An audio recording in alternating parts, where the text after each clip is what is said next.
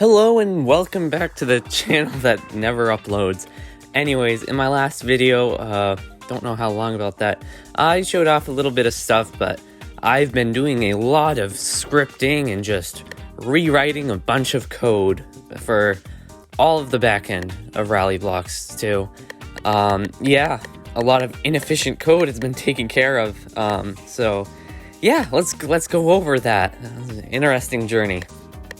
So the first thing I started working on was the time trials menu.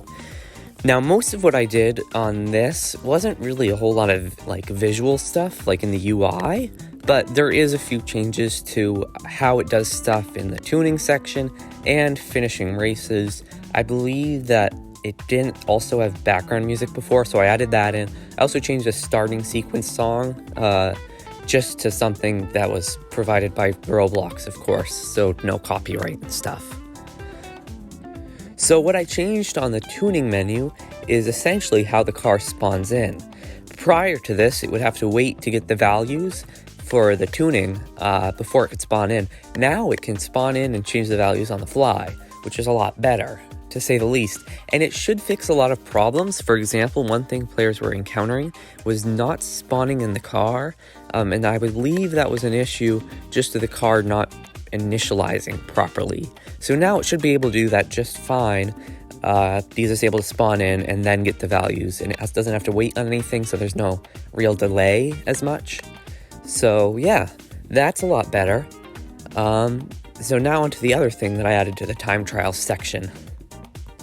That other thing being the finishing sequence, I guess. Before this, basically when you would finish, the car would keep on rolling and you could keep driving around. You could still see the gauges. It was overlaid on top of the finishing thing. It was a bit of a mess. So now what it does is it just deletes the car chassis script and anchors all of the parts in the car and deletes the car's GUI from the player. So now, basically, once you're done the race, the car can't move and it's basically stopped in place. And I have like a little flash of light thing, which was just a little visual effect with a sound. So now it looks a little bit nicer, and I'm quite happy with how it looks. So yeah. Now let's talk about the main menu, which is probably the biggest undertaking that I had during this whole rescripting process. The main menu was a mess, I'm gonna be honest. There was a lot of stuff where I could have just used loops, could have done things just a bit easier, but I didn't. And it was hard to look at, it was ugly, the code, it was a mess. So basically, I went through the process of totally rescripting this and changing it visually. So essentially I just deleted the entire UI so that I'd force myself to start from scratch. So it turned out a lot better. It's a bit more polished, and I drew just a little bit of inspiration from like the Assetto Corsa console UI. I may eventually add console support or Xbox support to Rally Blox 2. We'll have to see how that goes. It is something I want to do, maybe not on the initial release though, so we'll have to see how that goes. But yeah, it was an utter mess. There's a ton line of code. I believe on my Twitter I posted that I changed something that was 500 lines of code to 100, and yeah, that's true. That was just how bad it was.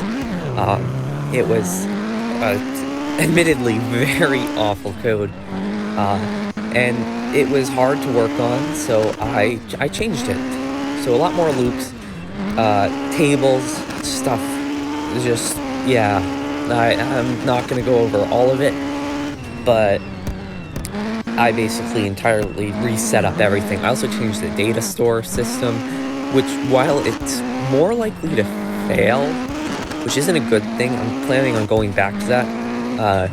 It is a bit more robust. So for the time being, once I'm getting closer to release, then I plan on adding it to be properly set up.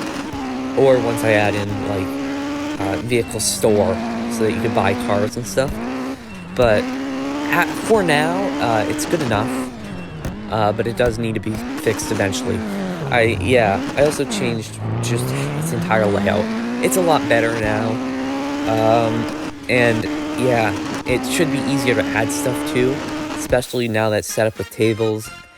I can't even explain really how much more useful it is, and just how much better it is. It's gonna be way better for the future.